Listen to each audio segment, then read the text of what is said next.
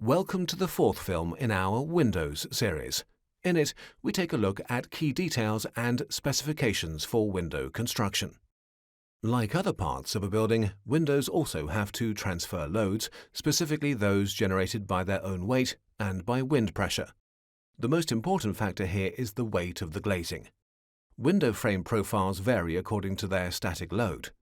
Here you can see a set of tables provided by a window manufacturer to help select the appropriate window profile according to window size and glazing weight. We have already explained that limiting heat transfer through a window is a vital design issue.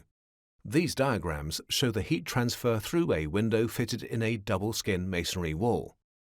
They illustrate quite clearly how the temperature drop runs in a geometrically simple, insulating plane through the aluminium window profile with its thermal break and the double glazing, and that the temperature on the inside of the window remains pleasantly warm.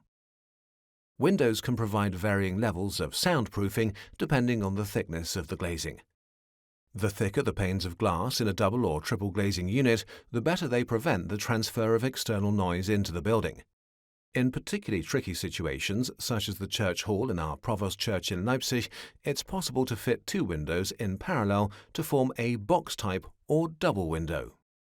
You have already heard how water can penetrate the fabric of a building due to adhesion and cohesion forces.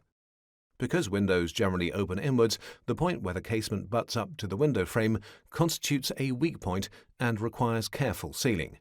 For this reason, window profiles contain several different sealing strips designed to work together to prevent water penetration even during driving rain. It's also important that rainwater is able to run away easily outside. Wooden windows often have a replaceable weatherboard or window drip that helps to divert driving rain.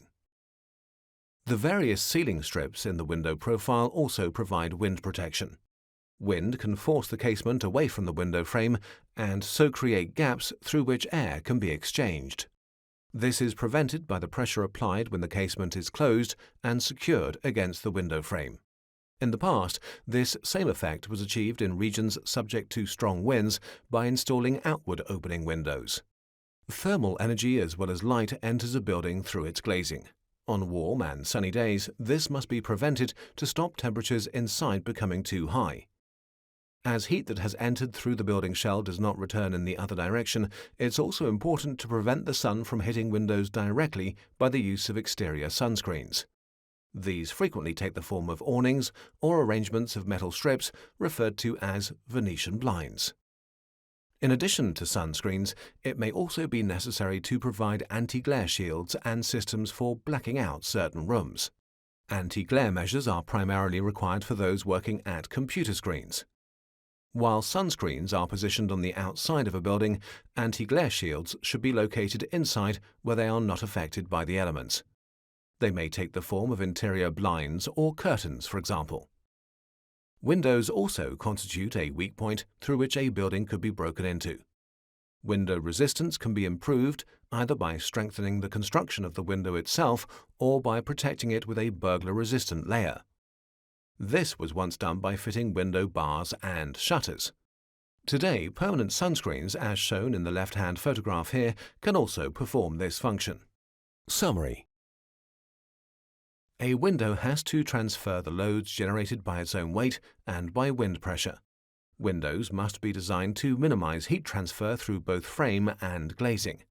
Windows can provide varying levels of soundproofing depending on the thickness of the glazing. Window profiles contain several different sealing strips designed to make the window windproof and to prevent water from penetrating the fabric of the building. Windows might also require sunscreens, anti-glare shields, and burglar-resistant glazing.